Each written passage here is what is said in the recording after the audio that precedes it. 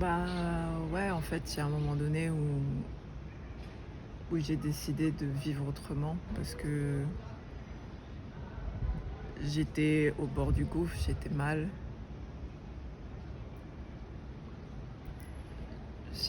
J'avais besoin d'aide, j'avais vraiment besoin d'aide, j'avais vraiment besoin qu'on me sauve, en fait. À un moment donné, j'ai arrêté, j'ai posé tout, j'ai arrêté de travailler, d'enseigner parce que j'étais prof à ce moment-là. J'ai j'ai arrêté de chercher un autre travail.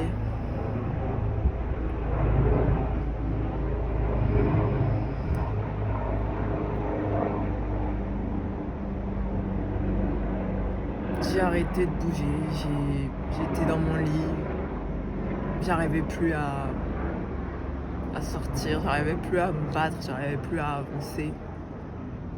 Je suis quand même quelqu'un de tenace et qui a, toujours envie de faire quelque chose et toujours envie, d'essayer de m'en sortir, mais là, c'était plus le cas et j'avais beaucoup de pensées, noires pour la première fois, beaucoup de pensées, suicidaires. J'en avais jamais eu, je savais pas ce que c'était. Ça a duré 3 semaines, tous les jours. Tous les jours pendant 3 semaines, j'avais des pensées suicidaires. Je voyais un couteau, je me dis: «Et si je le prends? Et si je fais ça?» Et tout peut se finir maintenant. En fait, j'étais dans une posture où soit il y avait un changement positif qui se passait, un grand changement, soit j'avais plus envie de continuer, à vivre comme ça. C'était infernal, c'était plus possible, je vivais dans une prison mentale horrible. Donc je vivais encore chez mes parents. C'était, un gros moment d'incompréhension pour eux aussi. Ils savaient pas trop ce qui se passait, moi non plus. Ils comprenaient pas ce qui se passait, moi non plus.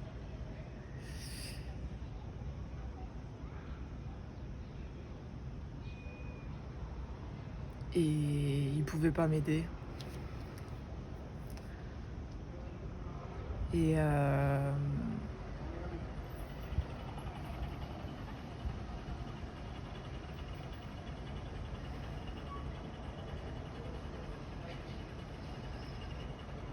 et et voilà, en fait,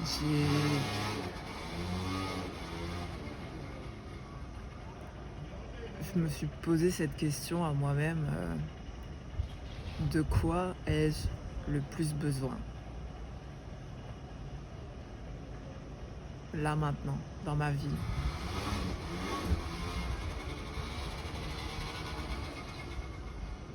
sans prendre en compte l'argent, les possibilités matérielles, et cetera. Dans un monde où tout est possible, Émilie, qu'est-ce qui est quelle est la chose dont tu as le plus besoin? J'avais besoin de quelqu'un.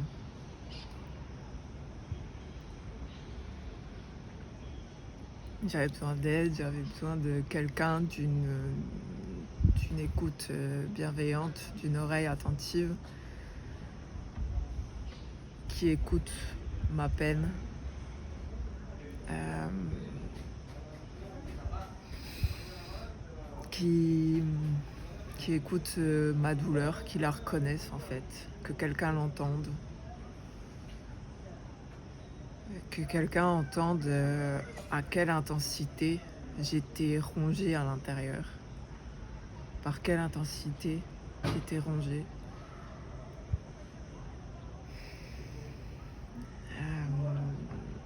Alors, je sais pas si c'est le fait que j'ai commencé à me mettre en priorité, à ne plus mettre la priorité sur un job, de l'argent, autre chose, mais à mettre la priorité sur moi-même, sur mon bien-être, sur ma santé mentale. Mais ouais, les choses se sont un peu alignées à ce moment-là. J'ai trouvé quelqu'un, une personne, un ange gardien, une bonne étoile. J'ai trouvé quelqu'un de merveilleux, de magnifique. Et petit à petit, on a fait du chemin ensemble. Et encore aujourd'hui, je remercie tellement encore cette personne de m'avoir sorti de là. D'avoir été le soutien dont j'avais tellement besoin, d'avoir été cette personne attentive à ce que je ressentais, à mes émotions, à toute l'intensité que je pouvais vivre à l'intérieur de moi et que personne comprenait, au point que je me demandais est-ce que c'est normal de ressentir autant si fort.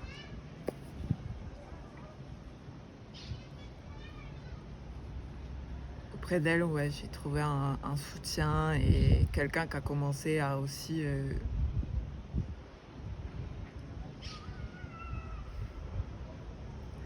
à se préoccuper de ma santé et pas de ce que je pouvais faire dans la vie en fait.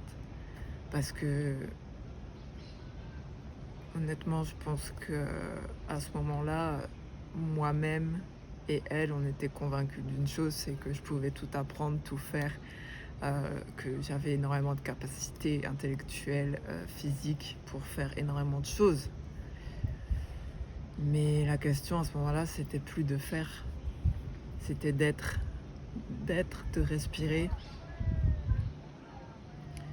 d'arrêter, de faire face à moi-même, à mes douleurs, à mes difficultés. Parce que j'étais vraiment dans un moment où j'arrivais plus à me regarder dans une glace en fait. Je me voyais dans la glace et je me dis waouh, Émilie, je sais que t'es une personne merveilleuse, mais ce que je vois dans la glace aujourd'hui, j'aime pas cette personne-là qui se détruit à petit feu toute seule.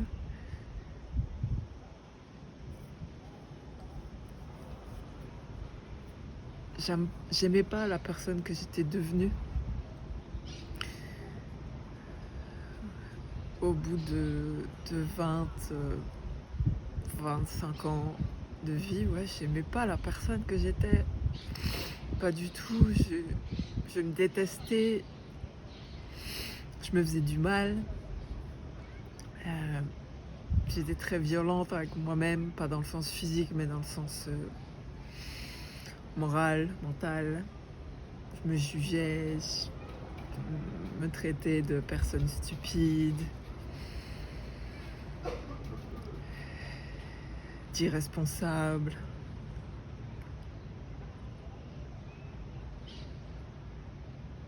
Parce que j'étais incapable de m'envoler de chez mes parents, de prendre mon indépendance. Et aujourd'hui, je sais que j'arrivais pas à prendre mon envol parce que j'avais pas les ailes nécessaires. J'avais appris plein de trucs dans ma vie, mais apparemment pas ce qu'il fallait pour m'envoler toute seule. Donc extrêmement reconnaissance de la personne, de la thérapeute que j'ai rencontrée à ce moment-là, qui m'a redonné goût à la vie en fait.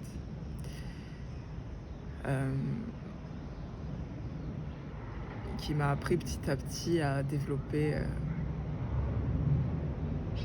de l'intérêt pour des petites choses, pour des petits bonheurs. J'étais à un moment où je savais même plus, j'arrivais même pas à profiter d'une musique que j'aimais bien. Parce que en moi, j'avais une petite voix qui me disait « Ah mais Émilie, qu'est-ce que tu es en train de faire là maintenant ? Tu es en train de profiter, de danser sur une musique, d'essayer de prendre du bon temps, mais c'est pas possible. Il faut que tu t'en sortes, il faut que tu trouves de l'argent, il faut que tu fasses quelque chose de ta vie, il faut que tu Il faut, il faut, il faut, il faut, il faut. Merci à cette thérapeute qui m'a permis de me rendre compte à quel point j'étais exigeante avec moi-même, de bannir les il faut, de bannir les je devrais, faudrait que je fasse ça.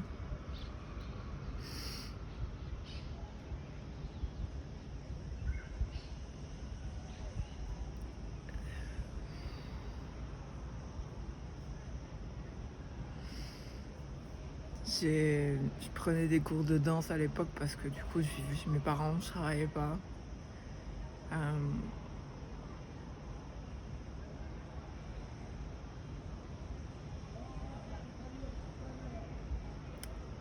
J'entendais autour de moi que je me bougeais pas le cul, que je faisais rien de ma vie. C'était dur parce que pour moi je faisais tout ce qui comptait, je faisais tout ce qui était essentiel pour construire ma vie. Je prenais soin de moi, je prenais le temps. Je me rendais compte qu'il y avait un problème, ouais, un dysfonctionnement chez moi, un truc qui faisait que j'étais pas capable et je voulais partir à cette conquête là en moi, à me dire mais Émilie, qu'est-ce qui se passe?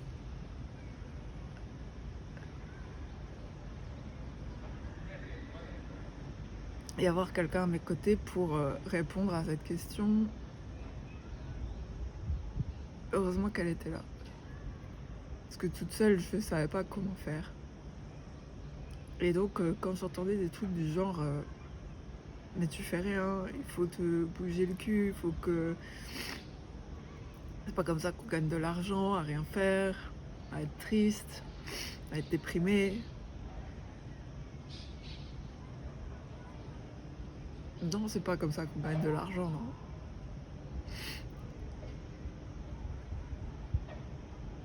Mais je pense que c'est comme ça qu'on se remet sur le droit chemin, sur le chemin qui est plus aligné pour nous. Et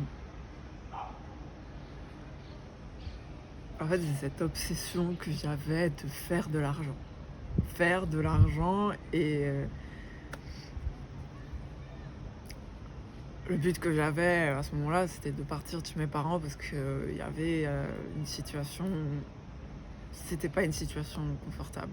On se marchait les uns sur les autres, c'était vraiment devenu compliqué à vivre. Et je rêvais que d'une chose, c'est d'avoir mon propre appartement. Mais voilà, j'avais pas d'argent, j'avais pas moyen de partir et j'étais incapable de trouver un job, de garder un job.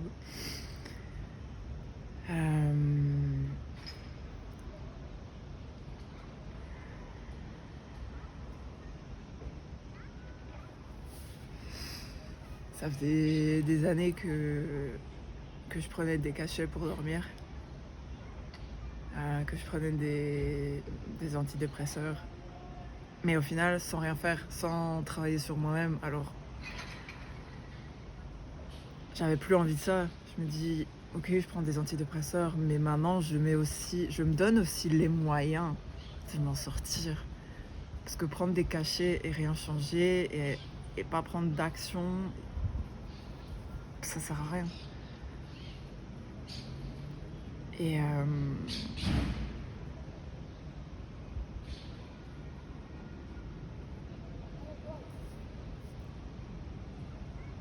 Et donc voilà, pendant quelques mois, j'ai travaillé beaucoup avec cette thérapeute-là. J'ai fait pas mal de chemin déjà en ces mois-là. Et puis à un moment donné, c'était vraiment le coup fatal. Fallait que je parte de chez moi. Fallait que je parte de chez moi.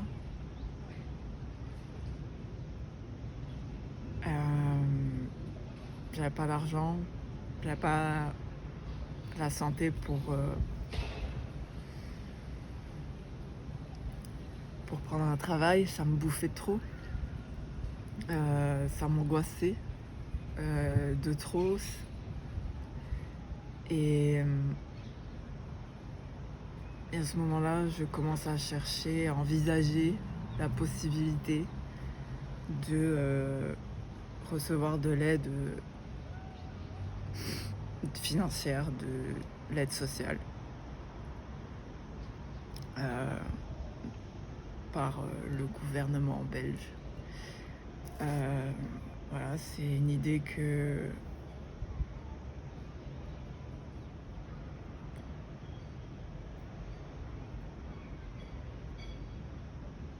j'ai eue en parlant à 2-3 personnes. Pas beaucoup, mais je pense que ça a suffi à me convaincre d'essayer, de faire cette démarche. Euh, pour moi, ça a été très compliqué de m'avouer que moi, ayant le parcours que j'avais, donc j'étais diplômée ingénieure, euh, douée en langue, pleine de capacités intellectuelles, parce que je pense que j'ai mis l'accent sur ça, sur ces capacités intellectuelles toute ma vie. Et qu'aujourd'hui, je sais qu'un être humain ne se résume pas à ses capacités intellectuelles. J'ai commencé à envisager cette possibilité. C'était dur. Il y avait plein de gens autour de moi qui me disaient « Non mais Émilie, arrête, c'est pas pour toi ce genre de truc. C'est pour les personnes qui n'ont pas de diplôme, qui n'ont pas d'éducation, qui sont invalidantes, invalidées, qui ont des difficultés financières, voilà. » Alors moi aujourd'hui, face à ce genre de propos, j'ai vraiment une réaction complètement différente de celle que j'ai eue à l'époque. Mais à l'époque, j'étais ultra sensible, j'absorbais la parole des gens et je me dis, est-ce que je vais vraiment faire ça? Est-ce que c'est vraiment pour moi? Est-ce que j'ai le droit de faire ça? Est-ce que...